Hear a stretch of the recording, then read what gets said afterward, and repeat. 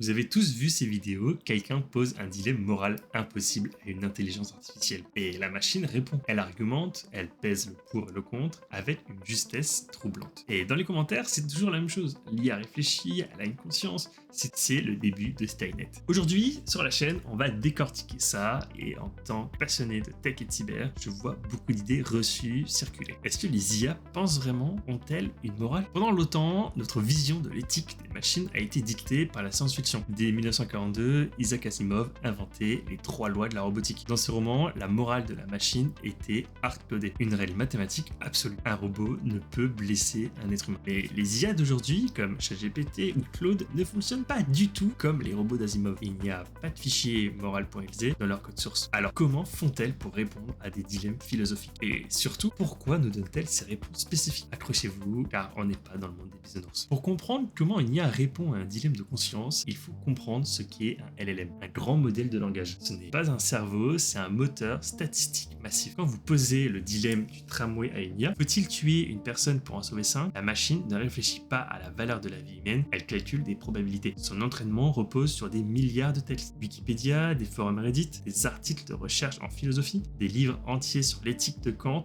ou l'utilitarisme de John Stuart Mill. L'IA a déjà lu des millions de fois le dilemme du tramway. Elle recrache donc la synthèse probabilistique des débats humains sur ce sujet. C'est ce qui explique un article scientifique de référence publié en 2021 par les chercheuses Emily Embender et Timnit Libru. Elles ont inventé le terme de perroquet stochastique. L'idée est simple, un perroquet peut imiter le son de la voix humaine et dire « je t'aime », mais il ne ressent pas l'amour. Il a juste appris que cette séquence de son déclenche une récompense. Les IA font exactement la même chose à l'échelle du langage. Elles assemblent des mots de manière cohérente sans jamais en comprendre le sens. C'est de la syntaxe, mais absolument pas de la sémantique. En fait, le philosophe John Searle avait prédit cette illusion dès 1980 avec sa célèbre expérience de pensée, la chambre chinoise. Imaginez une personne enfermée dans une pièce. Elle ne parle pas un mot de chinois, mais elle possède un immense manuel de règles qui lui dit si on te glisse le symbole A sous la porte, réponds en dessinant le symbole B. Les gens à l'extérieur croient que les personnes dans la pièce parlent couramment chinois, mais c'est faux. Elle ne fait que manipuler des symboles selon des règles. Les IA sont aujourd'hui la chambre chinoise ultime. Mais alors, pourquoi l'IA semble-t-elle toujours avoir une morale si parfaite, lisse et souvent très prudente dans ses vidéos virales? Est-ce qu'elle est bienveillante par nature? Absolument pas. C'est le résultat d'une technique d'ingénierie appelée le RLHF, Reinforcement Learning from Human Feedback,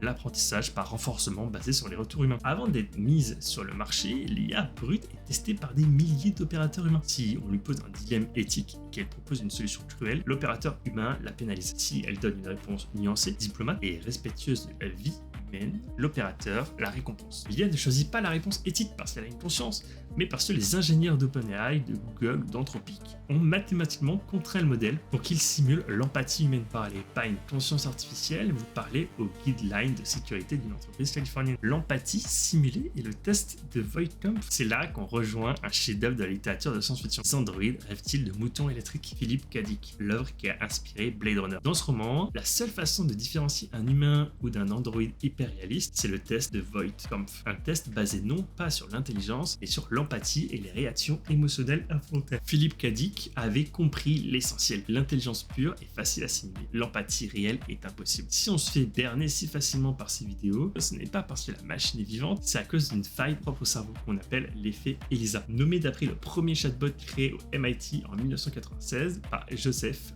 Weizenbaum. Cet effet psychologique prouve que les êtres humains ont un besoin viscéral d'anthropomorphiser ce qui interagit avec eux. Si une machine utilise le pronom je et nous pose des questions en retour, notre cerveau reptilien déduit instinctivement qu'il y a quelqu'un de l'autre côté de l'écran. Nous projetons notre propre conscience sur un miroir de texte. Pour résumer toute la vidéo, non, l'IA ne pense pas. Non, elle n'a pas de conscience. Quand vous voyez une IA résoudre brillamment dilemme philosophique sur TikTok, n'assistez pas à la naissance d'une pensée artificielle. Vous observez un outil statistique ultra puissant recracher 3000 ans de débats philosophiques humains, filtrés par les règles de sécurité d'une poignée d'ingénieurs en cybersécurité et en IA, et les IA sont de formidables miroirs de notre propre intelligence collective. Et le reflet dans le miroir n'est pas vivant. La vraie question de sécurité aujourd'hui en cyber, ce n'est pas que va décider l'IA si elle devient consciente, mais plutôt qui contrôle les billets de RLHF de ces modèles. Influence aujourd'hui des millions de personnes. C'est un outil d'influence. Et si cette plongée de l'IA vous a plu, n'hésitez pas à liker la vidéo, à vous abonner, et pour plus d'analyses techniques et éthiques, n'hésitez pas à le dire en commentaire. Allez, salut!